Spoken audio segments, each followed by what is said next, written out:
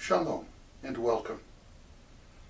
This week's Torah portion, Bo, deals with the last 4 of the plagues visited upon Egypt and the actual exodus, the leaving of Egypt.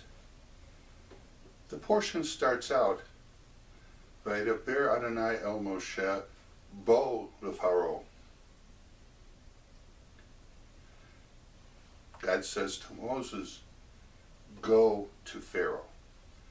Rashi has an interesting comment on this, where Rashi says it doesn't really mean go. It really means go as in come along with. So God is, according to Rashi, telling Moses, we'll both go. Now, why might this be? It could be that Moses is still a little reluctant. He is, after all, going in front of Pharaoh, who's the leader of, at that time, the world's superpower. And we've seen before that Moses is reluctant, comes up with all kinds of arguments why he shouldn't be the one to go. So it would be reasonable that when God tells him, yet again, go, you got to tell Pharaoh to let the people go. You've got to tell him that the 7th plague is coming and what it's going to be. Moses is probably a little bit Pharaoh shy at this moment. So, go means go with, or come with. It's an interesting thing. And it puts me in mind of a story about the Baal Shem Tov, where a similar kind of thing happens as they're on the road, traveling. And it involves the Baal Shem Tov and Alexei, his driver. So, in the time of the Baal Shem Tov, one of the most precious possessions that people had was a tobacco pipe. See, at that time, the Jews were so poor that they could barely provide for their families. But when a friend came to visit, at least they could afford to offer a pinch of pipe tobacco and a cup of tea. So the Baal Shem Tov had a magnificent pipe.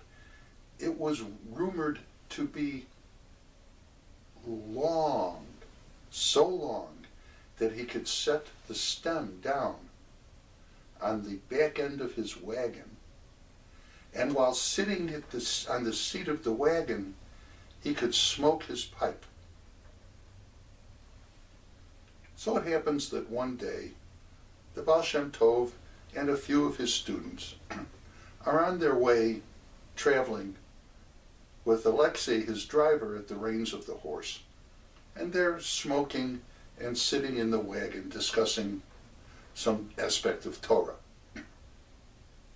Suddenly, they notice 3 soldiers galloping up toward them.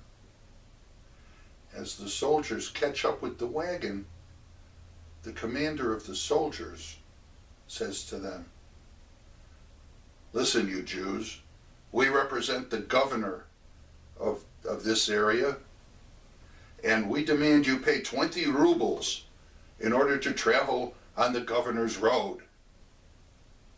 They were actually trying to steal money from the Jews. Were no fees. But Alexei responded to this man. He said, I'm sorry, but the rabbi and his students have no money. The commander then saw this magnificent pipe the Baal Shem Tov was smoking. In that case, we'll take this. And he reached down and grabbed the pipe and took it right out of the Baal Shem Tov's hands. And they galloped off, waving the pipe in the air like it was some kind of sword. The students simply sat there dumbfounded. They were still in fear of these soldiers. The Baal Shem Tov was sitting quietly in the wagon, as if in some kind of sort of trance-like state. As for Alexei, he reached under the seat, took the bottle of whiskey that he always kept there, and took down a slug of the whiskey. After about an hour or so, the Baal Shem Tov turned to Alexei. Alexei, unhitch the horse from the wagon so you can ride it. And I want you to go after these soldiers. And when you catch up with them, take back the pipe and bring it back to me. Take back the pipe from these soldiers? They're not going to give me back the pipe. And they're armed. Do not worry, Alexei. You will be able to take the pipe back. So Alexei got down and unhitched the horse, gets on, and as he's riding down the road in the direction the soldiers had gone, he's thinking to himself, boy, I sure hope the master's right about this one. Well, eventually, after an hour or so, Alexei catches up with the soldiers. He sees them in the distance. So he quietly starts to ride up, approaching them. And as he gets closer, he notices that they seem to be asleep, sitting in the saddles on their horses. So he quietly comes up, and he sees the Baal Shem Tov's pipe fastened to the saddle of the commander. So he quietly comes up and takes the pipe off the saddle, turns around, and rides speedily back to where the Baal Shem Tov is waiting in the wagon. And when he gets there, he's out of breath. He's been riding so hard. Well, Alexei, did you get the pipe? Alexei hands the Baal Shem Tov the pipe. He says, here's the pipe. But you won't believe what happened.